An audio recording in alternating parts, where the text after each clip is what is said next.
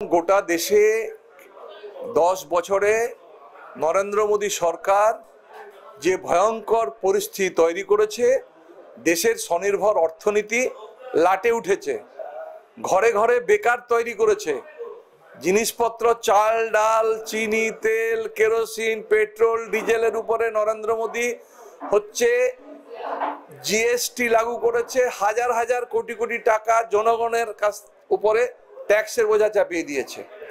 কলকারখানাতে শ্রমিকরা তাদের মজুরি বৃদ্ধি হচ্ছে না, যার ফলে সমস্ত জায়গাতে কেন্দ্রীয় সরকারের দপ্তরে লোক নিয়োগ বন্ধ, রাজ্য সরকারের দপ্তরে লোক নিয়োগ বন্ধ। তারপরে হচ্ছে কৃষকরা ফসলের দাম না পেয়ে আত্মহত্যা করছে। তৃণমূল সরকার চুরি করে ফাঁক করে দিল, যার ফলে 3 বছর রেগার কাজ পশ্চিমবাংলায় বন্ধ।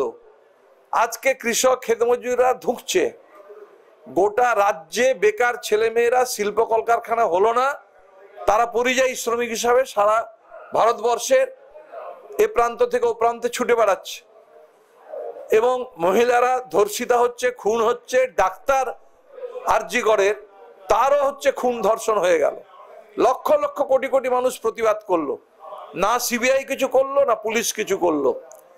গোটা দেশে এই পরিস্থিতির মধ্যে নরেন্দ্র মোদী আবার শ্রম কোড লেবার কোড লাগু করছে, মালিকদের আরো মুনাফা চাই, তার জন্য 8 ঘন্টা কাজের যে ব্যবস্থা দেশ থেকে তুলে দিতে চাইছে। মিনিমাম ওয়েজ ন্যূনতম মজুরি বলে কলকারখানায় কিছু থাকবে না, নরেন্দ্র মোদী তুলে দিতে চাইছে।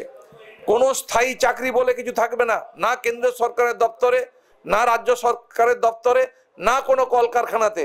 সম কাজে সমবেতন সুপ্রিম কোর্টের নির্দেশ মানা হবে না।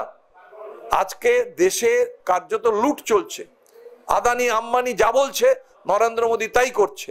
আজকে আমেরিকার প্রেসিডেন্ট ডোনাল্ড ট্রাম্প যা বলছে তাই করছে।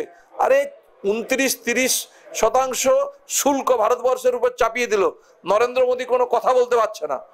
আজকে ভারতবর্ষের লোকগুলোকে শিকলে বেঁধে আজকে পাঞ্জাব হরিয়ানাতে ছুড়ে ফেলে দিয়ে যাচ্ছে আমেরিকা, ভারতবর্ষের সরকার কিছু বলতে পারছে না। প্যালেস্তাইনে খুন, আজকে যেভাবে হত্যা গণহত্যা হচ্ছে, ভারতবর্ষের সরকার কিছু বলতে পারছে না। ভারতবর্ষের মানুষ এগুলো কি দেখছে না?